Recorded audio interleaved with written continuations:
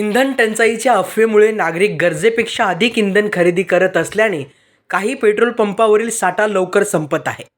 त्यामुळे इतर पंपांवर गर्दी वाढत असल्याचे चित्र गेल्या काही दिवसांपासून दिसत आहे. या पार्श्वभूमीवर वाशिमचे जिल्हाधिकारी योगेश कुंभेजकर यांनी नागरिकांना आवाहन केलं. जिल्ह्यात इंधनाचा साठा पुरेसा असून वितरण सुरळीत सुरू आहे. त्यामुळे अफवांवर विश्वास न ठेवता, घाबरून न जाता केवळ गरजेपुरतेच इंधन घ्यावे. दरम्यान शनिवारी शहरातील बहुतांश पेट्रोल पंपांवर गर्दी ओसरल्याचं दिसून आलं. इंधन वितरण सुरळीतपणे सुरू असल्याचं देखील पाहायला मिळालं. डिजिटल महाभूमीसाठी दिनेश पठाडे, वाशिम.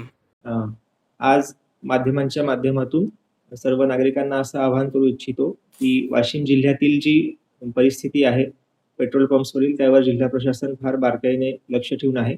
आज जिल्हाधिकारी कार्यालयात देखील सर्व पेट्रोल पंप धारकांसोबत प्रशासनाची बैठक झाली. दैनंदिन याचा आढावा देखील घेण्यात येत आहे. परिस्थिती अशी आहे की जो पुरवठा आहे तो सुरळीत आहे आणि सर्व पेट्रोल पंप धारकांना देखील पुरवठा होत आहे. ज्या ऑइल मार्केटिंग कंपनी आहेत त्यांच्या सोबत देखील आमचा संपर्क आहे.